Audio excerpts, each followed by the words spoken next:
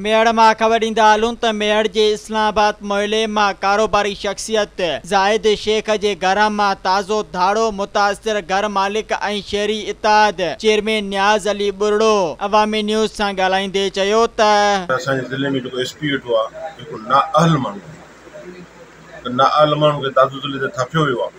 असां 11 ॾींहं 9 ॾींहं एहतजाज कयो, 2 ॾींहं रोड ते वेठासीं, सभु दोस्त जे विच में वेठा तव्हां धरणो ख़तमु कयो, रोड ख़ाली कयो, अमन अमान करायूं था, जेके ॾोह थिया आहिनि उहे रिकवर बि कराए था ॾियूं, पर उहे न रिकवर थिया न अमन अमान जो। कल्ह मोटरसाइकिलूं फुरियूं थियनि, गंजनि खां 2 मोटरसाइकिलूं हिकु हंधि फुरिया आहिनि, चांडियनि जूं मोटरसाइकिलूं फुरिया आहिनि, ॿियो मोटरसाइकिल। अॼु वरी हीअ शहर जे विच शहर में इस्लामाबाद शहर जो विच आहे, हेॾी सारी वारदात थी आहे। हाणे अचे छोकिरो त पुछण में घणो वीचारनि जो जाम थियो आहे, छा आहे पुलिस आहे कोन, पुलिस सभु वीज़ा ते आहे। एसपी खे रुॻो पैसा कमाइण आहिनि, रुॻो पैसा कमाए, ॿियो को हुनखे धंधो कोन्हे, को का इंसानियत थींदी आहे, का गैरत, को हया, को शर्म को थींदो आहे। हिते माण्हू वञनि काॾे, कंहिंखे था ॾियनि, केर बि ॿुधण वारो कोन्हे को। हितां जा नुमाइंदा बि मरी चुका आहिनि, पुलिस बि मरी चुकी आहे, जो की ॾोहारी जे पोइ वञनि जा नुमाइंदा कुझु ॻाल्हाइनि, नुमाइंदा बि मरी चुका आहिनि।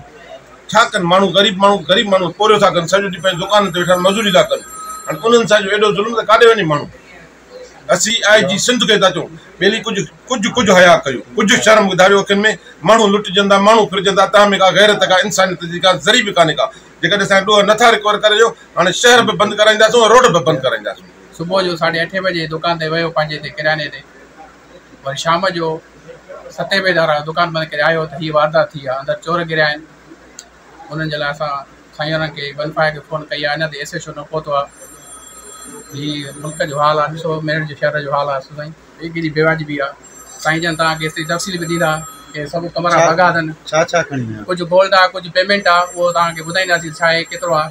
अञा हा, उहो मालूमात कयूं था पंहिंजे भाउ ज़ाहिद खां। असांजे मुतालिब असां रिकवर कराए ॾिए त बेवाजिबी आहे, मेड़ शहर सां बेवाजिबी आहे, असां सां बेवाजिबी, मेड़ शहर सां बेवाजिबी आहे।